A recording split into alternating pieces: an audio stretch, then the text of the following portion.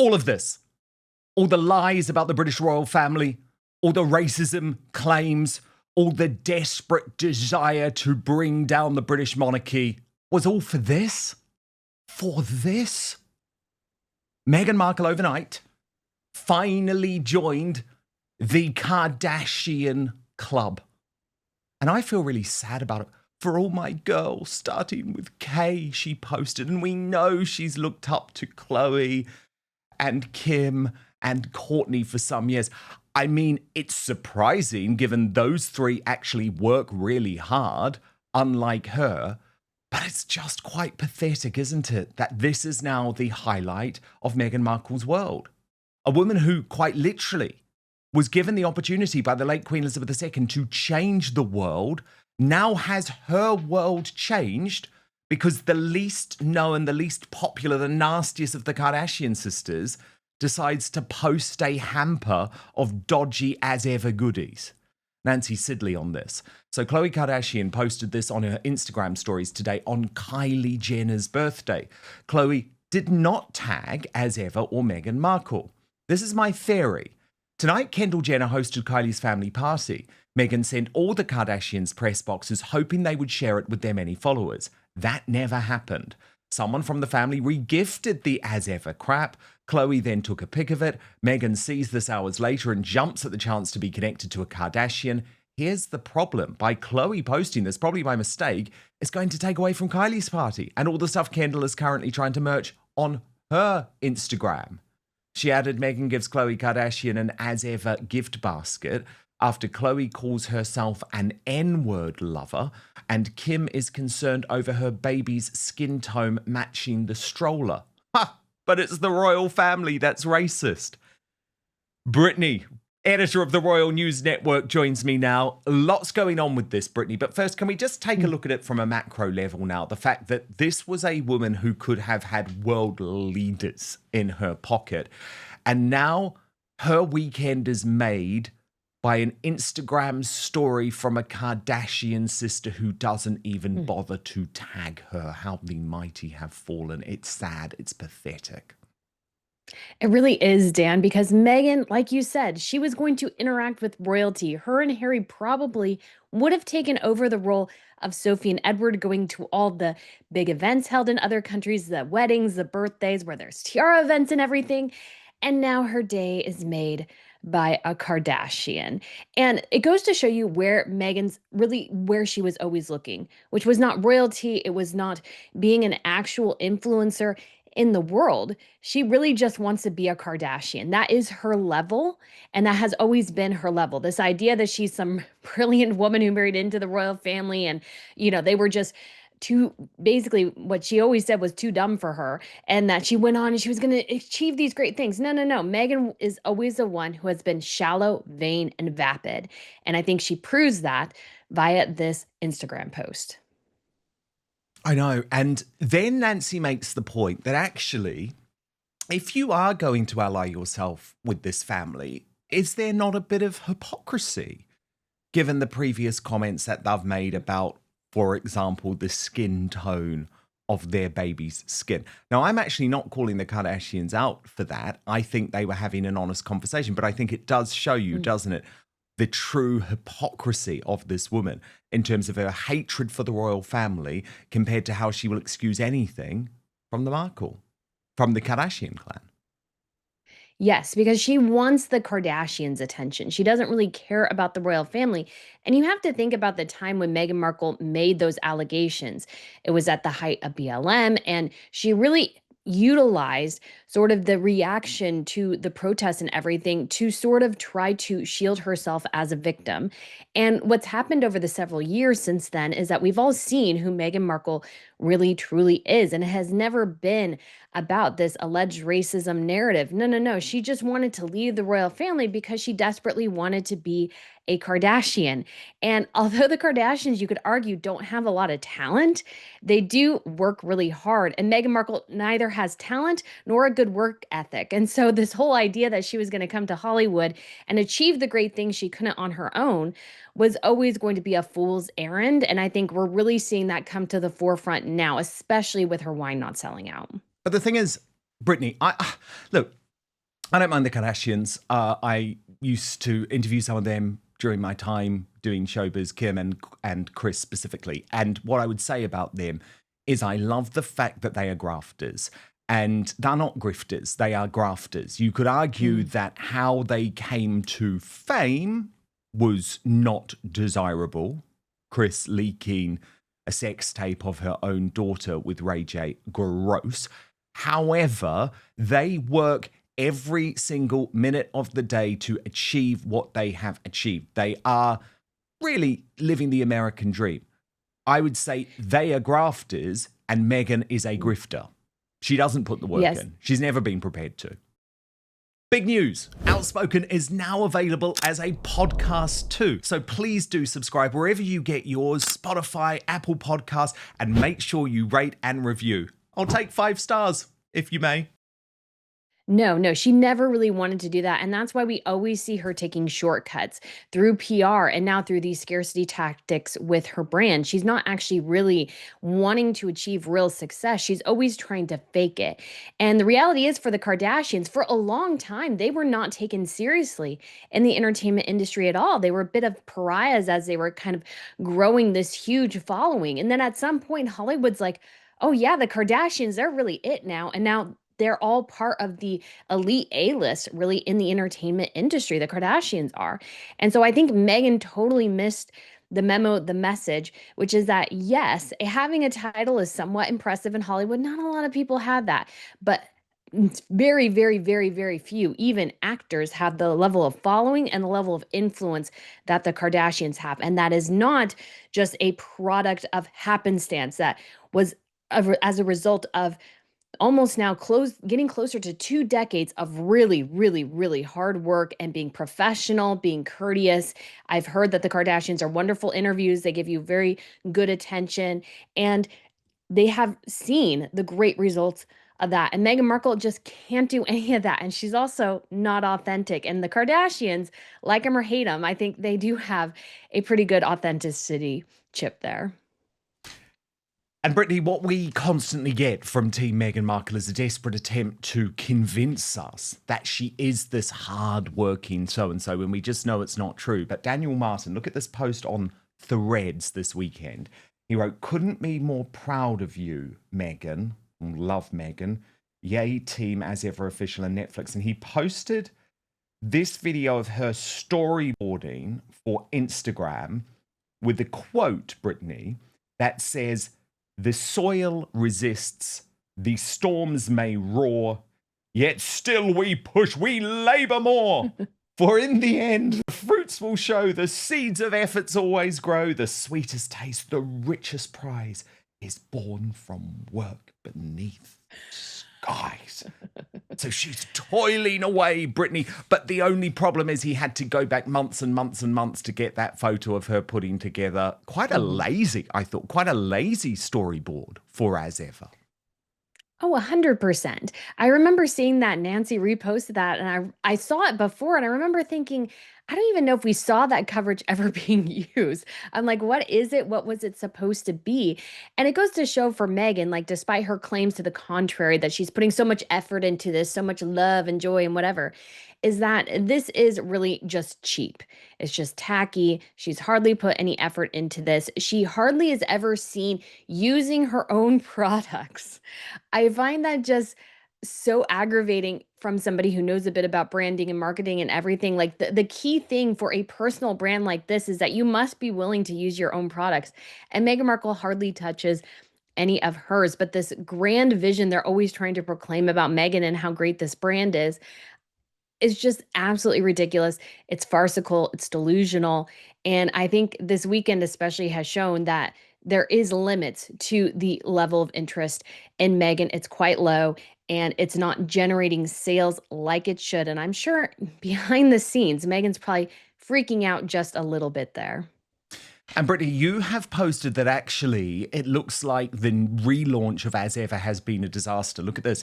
It's been almost 100 hours and it's clear that Meghan Markle's wine is officially a flop.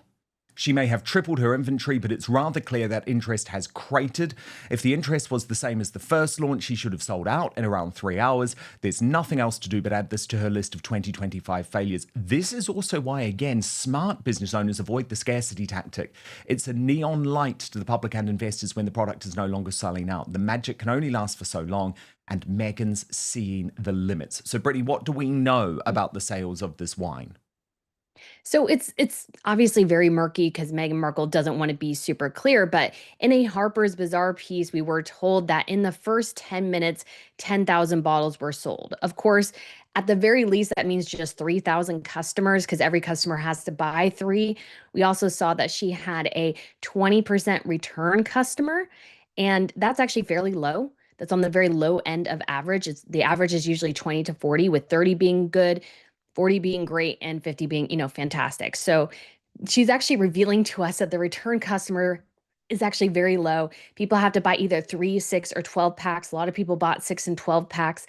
So you could actually really have down her number of customers to quite low. And then what's interesting is they say they tripled their inventory and they sold 50% more of the products within the first day than they did the last time. But last time they sold out completely. This time they could only sell 50%. And so then you have the rest of the 50%, which is not moving. I haven't checked it today, but the product is not selling out. And that's what Meghan has set up for herself. That's what she teased, telling us on Instagram, hey, make sure you buy this before it sells out. Make sure you get yours. And obviously, we're not moving away from that. So if it's still for sale, then this is a failure. And of course, the scarcity tactic, which Meghan has employed this entire time, was always going to hit its limit. And apparently, people didn't like the wine and they didn't want to reorder. Or again, her inconsistent product launches. Some people were like, hey, I still have your old 2023 wine. It was okay. I'm not going to buy more. So this should be a glaring warning flag to Meghan's team. And this was always going to happen. And this is why, again, you don't employ the scarcity tactic. Just keep your stuff in stock. You make more money, you make your customers happier, and you don't look like a fool at the end of the day. Totally. Couldn't agree more. Speaking of fools, Prince Harry's sick new attempt to destroy Sophie Chandoka was revealed in the Mail on Sunday yesterday. Critically, this story written by Charlotte Griffiths, the editor-at-large, who is the new Omid Scobie-like figure in Harry's life. And so she's trying to desperately spin this in his favour, even though I think it makes him look like the absolute creep and cretin that he is. Headline, Harry hits back at charity chief in bullying row as it's revealed he may launch a new African children's charity. Here's the story. Prince Harry is planning to outflank the boardroom rival who accused him of bullying by launching a new African children's charity, the Mail on Sunday can reveal.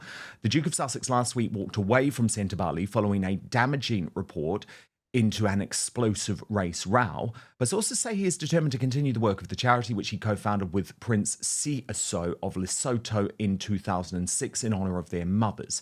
The Mail on Sunday has learned that Harry has now upped the ante by issuing a formal complaint about Dr. Chandoka's conduct, accusing her of recycling unfounded claims. A letter to the Commission from his office notes that since the investigation, Dr. Chandoka had revisited serious, highly charged and damaging accusations. It said the claims directly impact his other charity work, adding, Ms. Chandoka continues to publicly recycle these claims, this time beneath the guise of clarification, all while leveraging the charity's public platform to do so.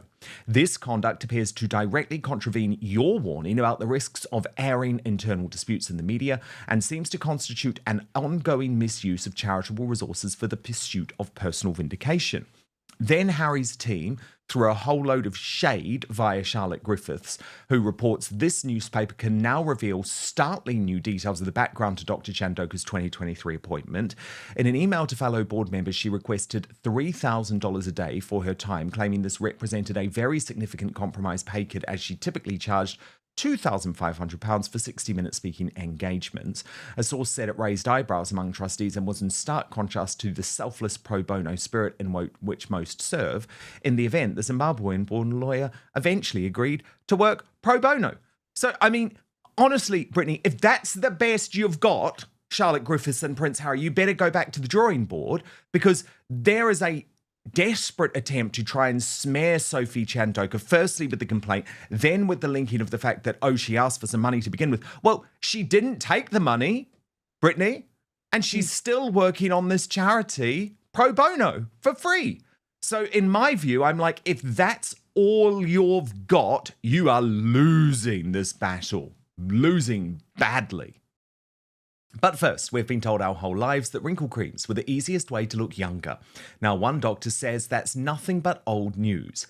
According to Dr. John Lake, the world-renowned Beverly Hills beauty expert, most wrinkle fixes on the market are nothing but glorified moisturizers.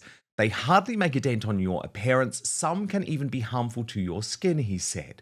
Now, recently, Dr. Lake has focused his attention away from mainstream cosmetic practices so he can pursue a revolutionary anti-aging breakthrough that some experts say could empty the wallets of the cosmetic industry. He describes it as being almost like Photoshop for your face and says you may even be mad after seeing how easy it is to visibly erase your wrinkles from view. His personal clients have dubbed his new do-it-yourself technique the age rewinder method because it can take years or even decades off your appearance in under 2 minutes. So in light of this amazing breakthrough, Dr. Lake has released a step-by-step video to the public. It is free, it is uninterrupted, and he will outline exactly how to use this simple solution from home. And he said if it helps even one person look younger or feel more confident, he will actually be thrilled knowing that he helped.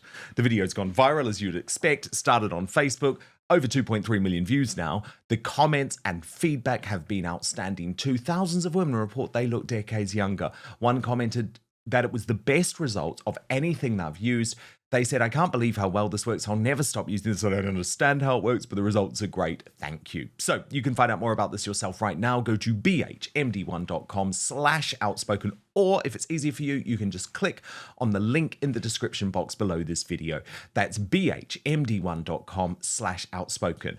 There is one thing Dr. Lake asks from his viewers, though. He says, if watching this video helps you look and feel younger than you have in years, then please share this video with your friends and loved ones. Together, we have the power to help as many women reclaim a youthful look as possible. So go watch the video at bhmd1.com/outspoken right now, or just click on the link in the description box below. But now, back to the show. Well, I think the whole thing is just an absolute mess and disaster. And I think all sides contributed to it in one way or another. But at this point, the Charity Commission has given its ruling, and Sophie is allowed to remain in charge, and then Harry is out. And his desire to create a new charity is just sort of a slap in the face to Sentabale in many ways, not just because he was ousted, but I think what happened was that because of Mexit, because of COVID and those sorts of things, Harry got very distanced from what Sentabale was doing. And then it started to fail. And then he kind of came back at the last minute and was trying to save it. And of course, you have the whole disaster with the board and everything. And now he's like, okay, well, now I'm going to set up a new charity. It was like, well, you should have been paying attention in the first place. This would not have happened. And maybe this was a sign that the charity maybe had been useful for its period of time, and maybe just because of the environment changing, maybe should have phased out, maybe should have phased in a different direction, something to that effect. But I think Harry's negligence here with the charity led to this fracture, and he's trying to recreate it, but it's like he left in the first place. This is sort of kind of what happens when you keep take your eye off something. And it's time for Harry to move on. It's time for everybody to move on and just let the situation go and move forward to help the people Sentabale is supposed to help. Because the people who are truly losing in this scenario are the people who the charity is there to support. I feel like they're getting the short end of the stick here as everybody pursues their egos, and that is just not helpful. No, indeed, it's not. But I'm sorry, the idea that he's going to launch a rival charity when this charity, remember, still has the support of people very close to Prince William, I think it just shows how nasty and arrogant he is. And it's actually not about the children in Africa at all. Now, Brittany, of course, in the midst of these revelations, damning revelations about Prince Andrew contained in Andrew Lowney's book entitled, there is another move from Team Sussex, Team Montecito, to try and use this negativity about Andrew to repaint the picture around how the British public feel about Prince Harry and Meghan Markle. I think this is a disastrous strategy, actually. It's almost like, oh, well, we're not as bad as him. Like, we're really bad. Yes, we are horrible bullies, but we're not as bad as that dude. It's like, I really don't think that is a winning strategy, but it's certainly what they're trying. And again, it's the Daily Mail who's doing it. And this time, it's via one of the most cretinous women in Britain, someone called Bryony Gordon. I really cannot stand this woman.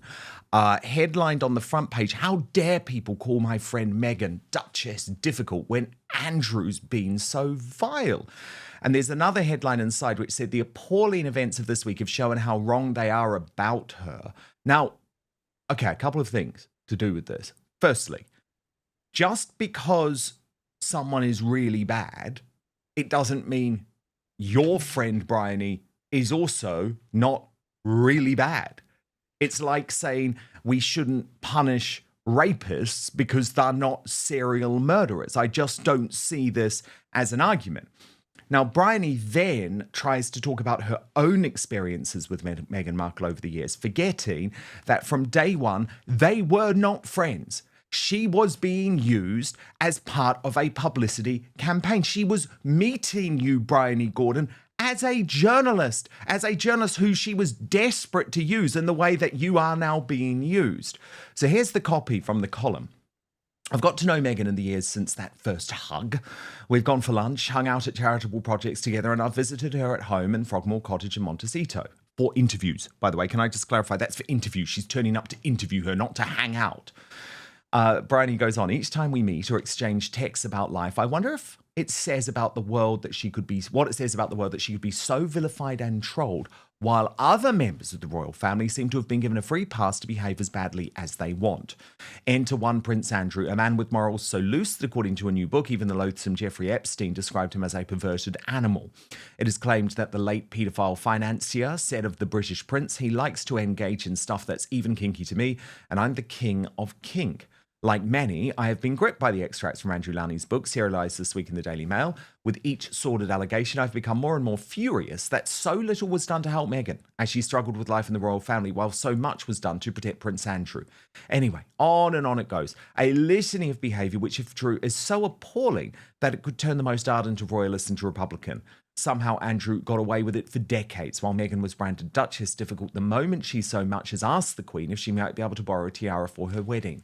Why is it that people will tolerate all manner of misbehaviour from the likes of powerful men like Prince Andrew, but not a woman who, according to critics, has a habit of occasionally emailing her staff at 5 a.m? Now, I'm going to say to Bryony there, what you're doing is very intellectually dishonest and makes you not a journalist. I mean, this woman isn't a journalist, by the way. She only ever talks about her cocaine habit in the past and drinking habit in the past. She's sort of like a walking, talking disaster, and sort of modern-day Bridget Jones. But what she's done there is cherry-picked one of the allegations of Meghan, emailing her staff at 5 a.m, and ignored all of the other ones. That's not journalism.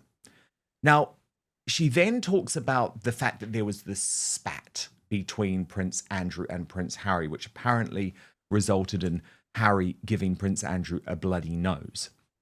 And she writes, I know nothing more on the subject, but I can tell you now that if my uncle had spent most of his adult life lavishing taxpayers' money on ridiculous luxuries, all while doing business with nefarious characters across the globe, I might be baffled by the hostility displayed towards my wife when she simply chose to make a living selling jam and edible flowers. Can you blame the couple for wanting to escape the peculiar prison of royal life, especially given the ridiculous double standards applied to the Duchess of Sussex and Prince Andrew? This brings me back to Meghan and the reports this week that her warm, friendly, hug-everyone approach made members of the royal household uncomfortable. What fools the royals were for throwing away the marvellous opportunity they had with Meghan, all while continuing to cover up for atrocious Andrew. Shame on anyone who, in light of reading the claims in Andrew Lowney's book, still has the gall to call the Duchess of Sussex the difficult one. And again, you'll notice there, total rewriting of history from Bryony Gordon, who seems to have forgotten the past 5 years and has jumped immediately forward to Meghan's bid to sell jam and edible flowers, as if she never gave an interview to Oprah Winfrey containing so many lies, including claiming that there were racists within the royal family, designed specifically to bring down the monarchy. That's what she was doing, something Prince Andrew never has. Now, you posted on this, Brittany, I feel a bit sorry for Bryony. First off, I can guarantee her that Meghan does not consider her a friend, absolutely, but a convenient, sycophantic journalist to call on as needed. But to answer the question as to why Meghan gets more flack than Andrew is that he simply went away and shut up. Meghan Markle's endless attention-seeking antics and relentless PR ensures the public's annoyance, frustration, aggravation, etc. We all got wise to Meghan years ago about how she only married into the monarchy for the fame, fortune, and influence she could never generate on her own as a middling talent. There's also Oprah, Netflix, Spotify, Spare, and more, all designed by Harry and Meghan to trash his family. Andrew, for the conceited jerk and horrible judge of character that he is, took his lumps and has largely embraced exile. You see, as it turns out, the media tends to go away when you don't feed it. And I so agree with that as well, Brittany. I mean, this idea that Andrew wasn't punished. He was stripped of everything, apart from his actual title by his mother, never allowed to work again. And he has gone away, apart from the one disastrous interview with Newsnight, which was, of course, before he was officially banished from the royal family. He has gone away. And he doesn't really play an active role. And even though I think there has been a lot of unfairness about Andrew, which I won't get into here because I've discussed it on other shows, the reality is he's not out there writing a book. He's not out there trying to bring down the royal family. He has effectively accepted that for the moment he is at exile. Yes, I think Andrew has totally understood kind of where he is. I mean, I think he's still bitter and resentful about it, but he's like, okay, I like, there's just no route for back for me now. And so I'm just going to sit in my house, watch TV, and go horseback riding and golfing every once in a while. Now, I think just for his own mental stability and stuff, I think it's good for people to have like a purpose in life, having some sort of job to do. So I think it would be great for him to find sort of a purpose somewhere. But at this point, he knows it's not within the royal family. And the thing is, when it comes to the media, what Meghan and her sycophantic journalists and fans just don't seem to understand is that when you're constantly putting yourself out there and you're constantly not really giving people anything but just banal, pretty pictures. The public is wise to that anymore. That might have worked in 2014, but it's 2025 now. In addition to that, everything Harry and Meghan have done to the royal family, you have Bryony talking about how Meghan asked to be lent a tiara. That's not how it works. The Queen offered. That's generally how it goes. And then the emails at 5 a.m., it's not just that she sent emails at 5 a.m., she wanted them answered at 5 a.m. That's a huge difference in our understanding of the situation. And so this whole idea that there is sort of that Meghan is so much better than Andrew. In some ways, yes. In some ways, yes, she is. But at the same time, there is a difference in how they've approached their particular situations. Meghan has just constantly gone after the media spotlight, and Andrew has accepted exile. And Meghan would be so much better off if she didn't still use and abuse her royal title, maybe just went by her maiden name or Meghan Sussex and really tried to make it work in Hollywood that way. Yeah, I mean, I think Meghan is much worse because the difference is that Andrew was born into the family as the spare. There's always a little bit of sympathy there, right? Like we look at the life of Princess Margaret and realised how difficult it was. Likewise, Harry. And for royalists, for monarchists, what we know is that none of Andrew's behaviour, even though it has caused damage, of course it has caused damage in hindsight. But the difference is, Brittany, and I do think this is a fundamental difference, he didn't set out to do it to bring down our great institution, the British royal family. Yeah. Whereas I genuinely feel that Meghan entered the royal family looking for a reason to try and bring down the royal family. I think she very quickly worked out that she was going to go with the racism narrative. And if you look at Bryony's explanation, all of that is removed. It's as if she was a completely innocent player who just came in, decided to leave to go and sell jam. And that's just delusional because what Meghan Markle has done is actually try and destroy the British royal family. Thank God we called her out, so I don't think it's going to work. But she came pretty close. She came pretty close, especially in overseas territories back in 2020. She did. And when it comes to Andrew as well, most of his, you could say, crimes are in the past now. And there is a difference between the crimes that are in the past and the ones in terms of the monarchy that you can see Harry and Meghan playing out almost every day, which is exactly what's happening, is that Harry and Meghan are constantly abusing the titles they were given as working members of the family. If Meghan had said, you know what, And I think she was sort of offered this that I'm not really interested in being a working royal. I still want to be an actress. And Harry's not interested either. They would have left. They wouldn't have gotten the big wedding. They wouldn't have gotten the titles. They wouldn't have gotten anything. But Meghan went in. I don't think she meant to, let's say, undermine the monarchy, but she went in, I think, wanting to be queen.